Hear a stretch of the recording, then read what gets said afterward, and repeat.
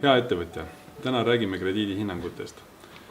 Krediidiinfo on tegelenud krediidihinnangutega ligi 25 aastat.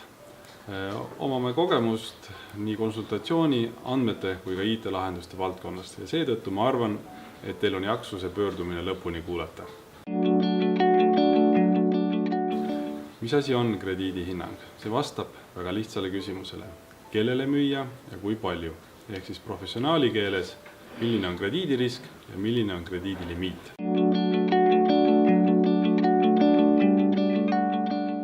Krediidihinnang võtab kahte asja. Esiteks, kui suure tõenäosusega mul rahad jäävad laekumata ja teiseks, kui suures ulatuses ma krediteerida võin, ehk siis krediidilimiit. Hea on, kui kogu krediidiportfell on selle hindamisega kaetud, sest siin kehtib väga selgelt MÖFi seadus. See klient, kes jääb kontrollimata, ongi see, kes võlgu jääb.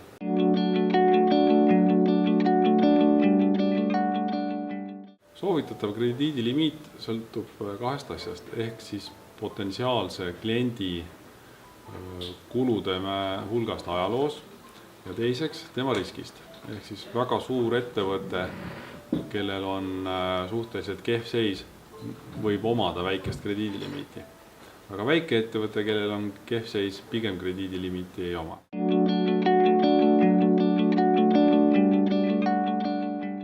Järelevalve olulisus on selles, et krediidiotsus täna ei ole see, mis ta on homme, ehk siis hea ettevõte täna ei pruugi enam hea olla homme. Pidevalt tuleb jälgida kõiki muudatusi, mis klientides toimub. Kõige ohtlikum klient ongi see, kes mul täna on väga-väga hea, aga homme enam seda ei ole. Ja seda peab jälgima. Usalda, aga kontrolli printsiip kehtib siin iga päev.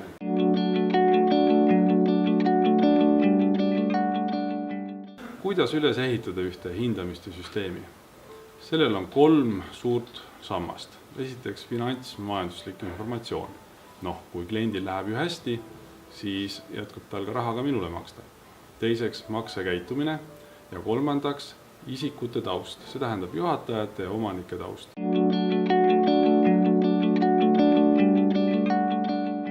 Krediidiinfo raport võtab kokku nii andmed kui ka hinnangu.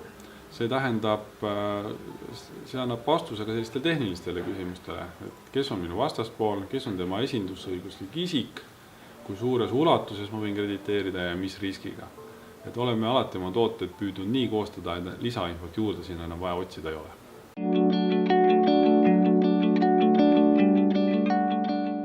Kõige lihtsam on vaadata seda internetist e-krediidiinfo kaudu, kuid me pakume ka lahendusi läbi integreeritud IT-lahendust ja see tähendab, et kliendi CRM-süsteem võiks seda juba omada.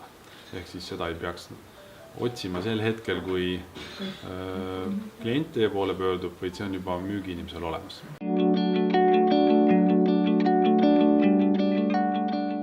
See sõltub ettevõtte müügipoliitikast. Kui ma tahan turu peal laieneda, siis mul peaks olema kõrgem, ehk siis pakun kuskil 3% kandis.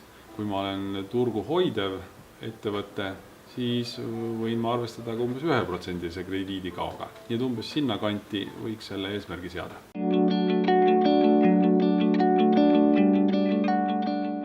Kõrge krediidireiting ehk siis hea krediidihinnang on ettevõttel, kellel on head majandustulemused läbi mitme majandusperioodi. Mida siis krediitor tahab näha? Tahab näha müügitulu kasvu, varade head tootlikkust, kasumlikkust ning selle kasvu. Loomulikult maksekäitumine isikute taust sinna taha. Siis ongi teie krediidihinnang väga hea ja reiting kõrge.